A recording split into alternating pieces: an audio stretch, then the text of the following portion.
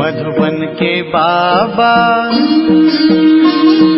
मधुबन के बाबा मुरली वाले, आपका क्या कहना, आपका क्या कहना। ओम शांति। आज 7 अक्टूबर 2025 के साकार मधुर महावाक्य हैं। आज मीठे मीठे बाप दादा बोले, मीठे बच्चे, भिन्न भिन्न युक्तियाँ सामने रख याद की यात्रा पर रहो। इस पुरानी दुनिया को भूल अपने स्वीट होम और नई दुनिया को याद करो। बाबा ने कहा, मीठे बच्चे, भिन्न भिन्न युक्तियाँ सामने रख याद की यात्रा पर रहो। इस पुरानी दुनिया को भूल अपने स्वीट होम और नई दुनिया को याद करो। बाबा ने आज प्रश्न पूछा कि कौन सी एक्ट अथवा पुरुषार्थ अभी ही चलता है, सारे कल्प में नहीं। तो उत्तर में बाबा ने समझाया कि याद की यात्रा में रह आत्मा को पावन बनाने का पुरुषार्थ, सारी दुनिया को पति से पावन बनाने की एक्ट सारे कल्प में सिर्फ इसी संगम समय पर चलती है। यह एक्ट हर कल्प रिपीट होती है। तुम बच्चे इस अनादि अविनाशी ड्रामा के वंडरफुल राज को समझते हो। ओम शांति। रूहानी बाप बैठ रूहानी बच्चों को समझाते हैं, इसलिए रूहानी बच्चों को देही अभिमानी या रूहानी अवस्था में निश्चय बुद्धि होकर बैठना व सुनना है। बाप ने समझाया है, आत्मा ही सुनती है इन ऑर्गन्स के द्वारा। यह पक्का याद करते रहो। सदगति और दुर्गति का यह चक्र तो हर एक की बुद्धि में रहना ही चाहिए, जिसमें ज्ञान और भक्ति सब आ जाती है। चलते फिरते बुद्धि में यह रहे। ज्ञान और भक्ति, सुख और दुख, दिन और रात का खेल कैसे चलता है। हम 84 का पाठ बजाते हैं। बाप को याद है तो बच्चों को भी याद में रहने का पुरुषार्थ कराते हैं। इससे तुम्हारे विकर्म भी विनाश होते हैं और तुम राज्य भी पाते हो। जानते हो कि ये पुरानी दुनिया तो अब खलास होनी है। जैसे कोई पुराना मकान होता है और नया बनाते हैं तो अंदर में निश्चय रहता है कि अभी हम नए मकान में जाएंगे, और फिर मकान बनने में कभी वर्ष 2 लग जाते हैं। जैसे नई दिल्ली में गवर्नमेंट हाउस आदि बनते हैं तो ज़रूर गवर्नमेंट कहेगी कि हम ट्रांसफ़र हो नई दिल्ली में जाएंगे। तुम बच्चे जानते हो कि ये सारी बेहद की दुनिया पुरानी है, अब जाना है नई दुनिया में। बाबा युक्तियाँ बताते हैं कि ऐसी ऐसी युक्तियों से बुद्धि को याद की यात्रा में लगाना है। हमको अब घर जाना है, इसलिए स्वीट होम को याद करना है, जिसके लिए मनुष्य माथा मारते हैं। यह भी मीठे मीठे बच्चों को समझाया है कि ये दुख धाम अब खत्म होना है। भल तुम यहाँ रहे पड़े हो, परंतु ये पुरानी दुनिया पसंद नहीं है और हमको फिर नई दुनिया में जाना है। भल चित्र आगे कोई भी ना हो तो भी तुम समझते हो कि अब पुरानी दुनिया का अंत है, अब हम नई दुनिया में जाएंगे। भक्ति मार्ग के तो कितने ढेर चित्र हैं, उनकी भेंट में तुम्हारे तो बहुत थोड़े हैं। तुम्हारे ये ज्ञान मार्ग के चित्र हैं और वह सब हैं भक्ति मार्ग के चित्रों पर ही सारी भक्ति होती है। अब तुम्हारे तो है रियल चित्र, इसलिए तुम समझा सकते हो कि रॉन्ग और राइट क्या है। बाबा को कहा ही जाता है नॉलेजफुल। तुमको यह नॉलेज है। तुम जानते हो कि हमने सारे कल्प में कितने जन्म लिए हैं, ये चक्र कैसे फिरता है। तुमको निरंतर बाप की याद और इस नॉलेज में रहना है। बाप तुमको सारी रचता और रचना की नॉलेज देते हैं तो बाप की भी याद रहती है। बाबा ने समझाया है कि मैं तुम्हारा बाप, टीचर, सतगुरु हूँ, तुम सिर्फ ये समझाओ। बाबा कहते हैं तुम मुझे पतित पावन, लिबरेटर, गाइड कहते हो ना, तो फिर कहाँ का गाइड? शांति धाम, मुक्ति धाम का। वहाँ तक बाप ले जाकर छोड़ेंगे। बच्चों को पढ़ाकर सिखलाकर गुलगुल बनाकर घर ले जाए छोड़ेंगे। बाप के सिवाय तो कोई ले जा ही नहीं सकते।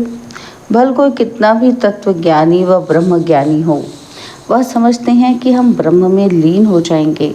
तुम्हारी बुद्धि में है कि शांति धाम तो हमारा घर है, वहाँ जाकर फिर नई दुनिया में हम पहले पहले आएंगे। वह सब बाद में आने वाले हैं।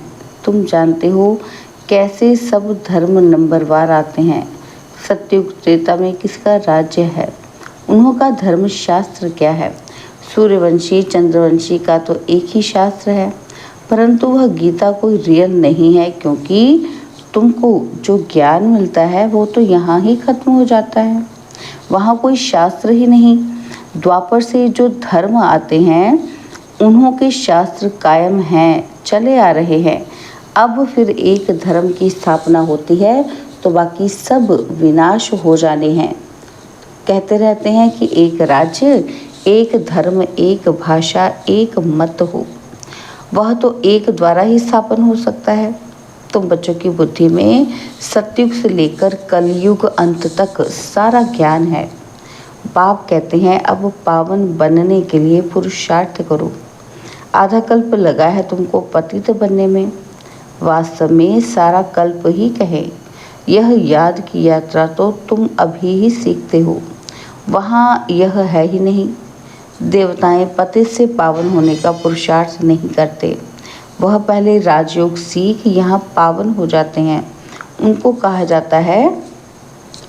जाता है सुखधाम।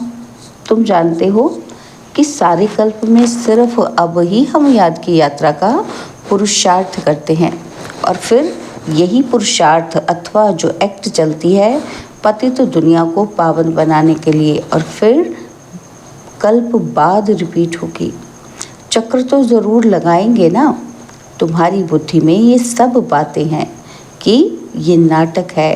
सभी आत्माएं पाठधारी हैं जिनमें अविनाशी पाठ भरा हुआ है। जैसे वह ड्रामा चलता रहता है, परंतु वह फिल्म घिसकर पुरानी हो जाती है। यह है अविनाशी। ये भी वंडर है, कितनी छोटी आत्मा में सारा पाठ भरा हुआ है। बाप तुम्हें कितनी गुहे गुहे महीन बातें समझाते हैं। अभी कोई भी सुनते हैं तो कहते हैं ये तो बड़ी वंडरफुल बातें समझाते हो। आत्मा क्या है वह अभी समझा है। शरीर की तो सब समझते हैं। डॉक्टर लोग तो मनुष्य के हार्ट को निकालकर बाहर रखते फिर डाल देते हैं, परंतु आत्मा का किसी को पता ही नहीं है। आत्मा पतित से पावन कैसे बनती है ये भी कोई नहीं जानते। पतित आत्मा, पावन आत्मा, महान आत्मा कहते हैं ना। सब पुकारते भी हैं कि हे पतित पावन आकर मुझे पावन बनाओ, परंतु आत्मा पावन कैसे बनेगी, उसके लिए चाहिए अविनाशी सर्जन। आत्मा पुकारती उसको है जो पुनर्जन्म रहित है। आत्मा को पवित्र बनाने की दवाई उसके पास ही है।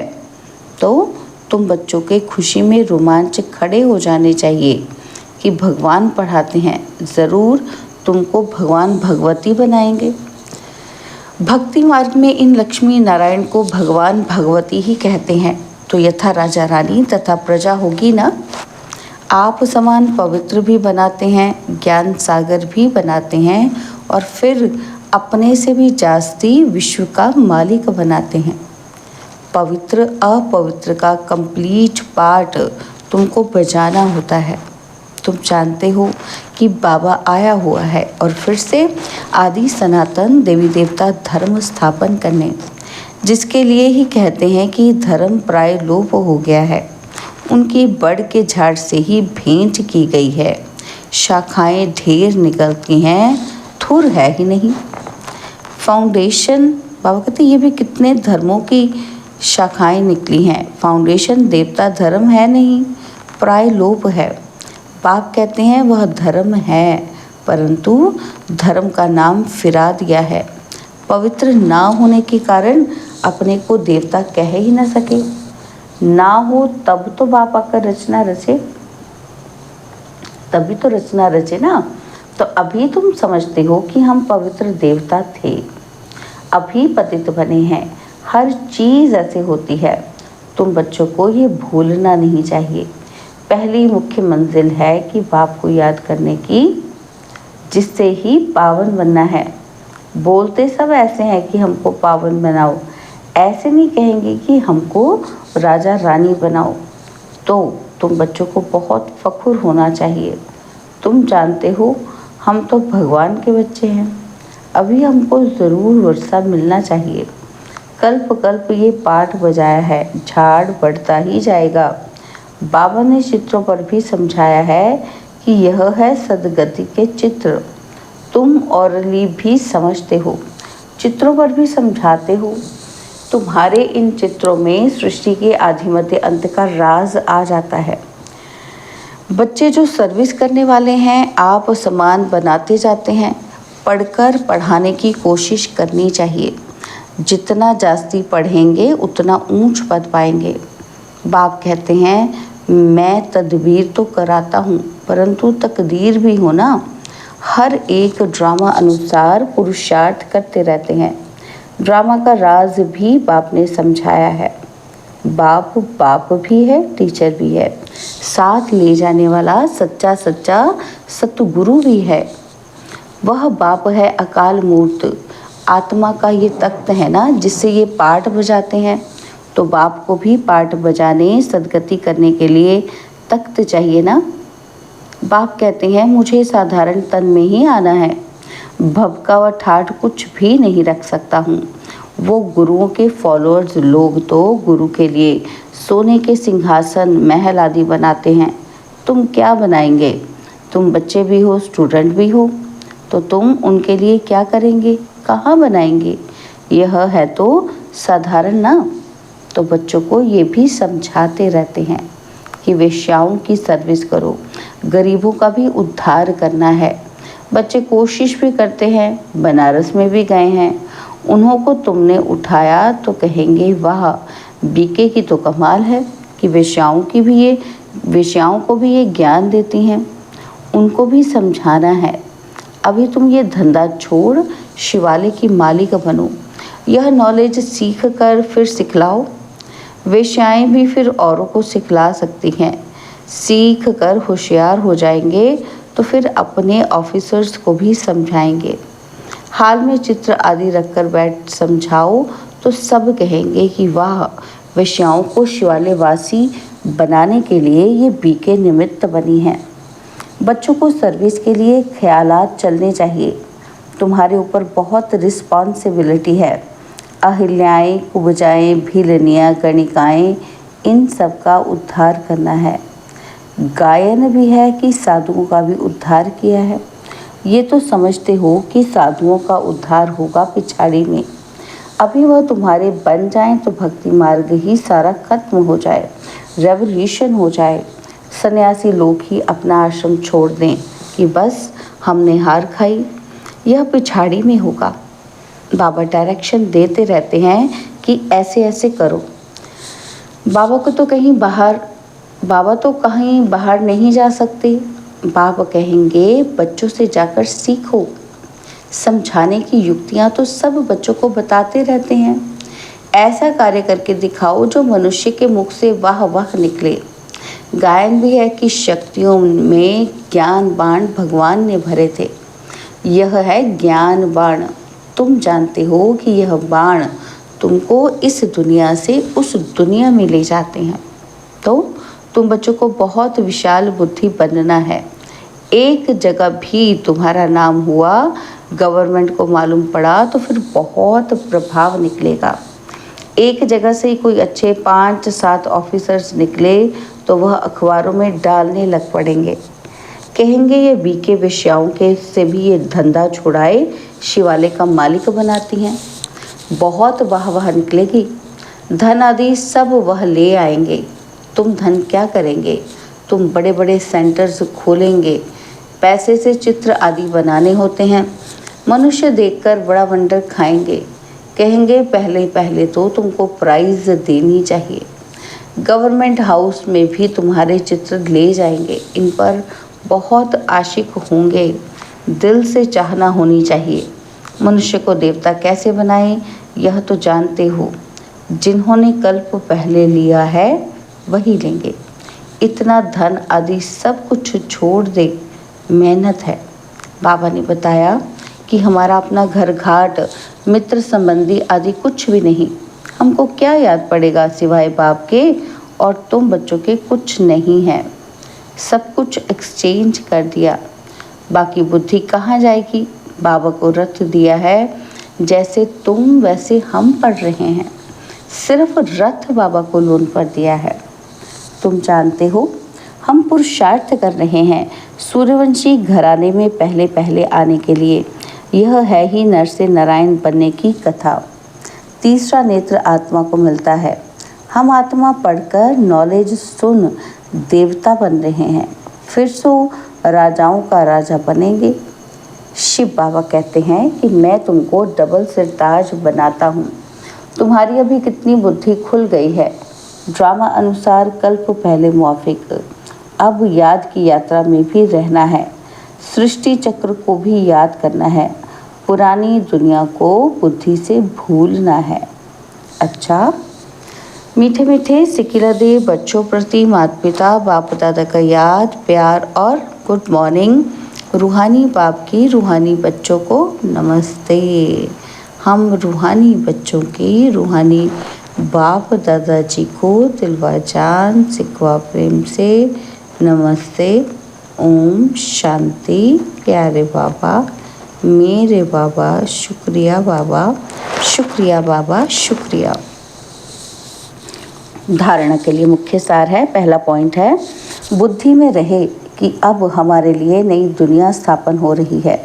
ये दुख की पुरानी दुनिया खत्म हुई कि हुई, ये दुनिया बिल्कुल पसंद नहीं आनी चाहिए। और सेकंड पॉइंट, जैसे बाबा ने अपना सब कुछ एक्सचेंज कर दिया तो बुद्धि कहीं जाती ही नहीं। ऐसे फॉलो फादर करना है। दिल में बस यही चाहना रहे कि हम मनुष्य को देवता बनाने की सेवा करें, इस वैश्यालय को शिवालय बनाएं। बाबा ने आज हमें वरदान दिया, देह अभिमान के रॉयल रूप को भी समाप्त करने वाले साक्षी और दृष्टा भव। देह अभिमान के रॉयल रूप को भी समाप्त करने वाले साक्षी और दृष्टा भव। दूसरों की बातों को रिगार्ड न देना, कट कर देना, यह भी देह अभिमान का रॉयल रूप है, जो अपना व दूसरों का अपमान कराता है। क्योंकि जो कट करता है उसे अभिमान आता है, और जिसकी बात को कट करता है उसे अपमान लगता है। इसलिए साक्षी दृष्टा के वरदान को स्मृति में रख ड्रामा की ढाल व ड्रामा के पट्टे पर हर कर्म और संकल्प करते हुए मैंपन के इस रॉयल रूप को भी समाप्त कर हर एक की बात को सम्मान दो, स्नेह दो, तो वह सदा के लिए सहयोगी हो जाएगा। स्लोगन है, परमात्मा श्रीमत रूपी जल के आधार से कर्म रूपी बीज को शक्तिशाली बनाओ। बाबा के अव्यक्त इशारे स्वयं और सर्व के प्रति मनसा द्वारा योग की शक्तियों का प्रयोग करो। तो बाबा ने समझाया कि हर समय हर आत्मा के प्रति मनसा स्वतः शुभ भावना और शुभ कामना के शुद्ध वाइब्रेशन वाली स्वयं को और दूसरों को अनुभव हो। मन से हर समय सर्व आत्माओं के प्रति दुआएं निकलती रहें। मनसा सदा इसी सेवा में बिजी रहे, जैसे वाचा की सेवा में बिजी रहने के अनुभवी हो गए हो। अगर सेवा नहीं मिलती तो अपने को खाली अनुभव करते हो। ऐसे हर समय वाणी के साथ साथ मनसा सेवा स्वतः होती रहे। अच्छा, ओम शांति।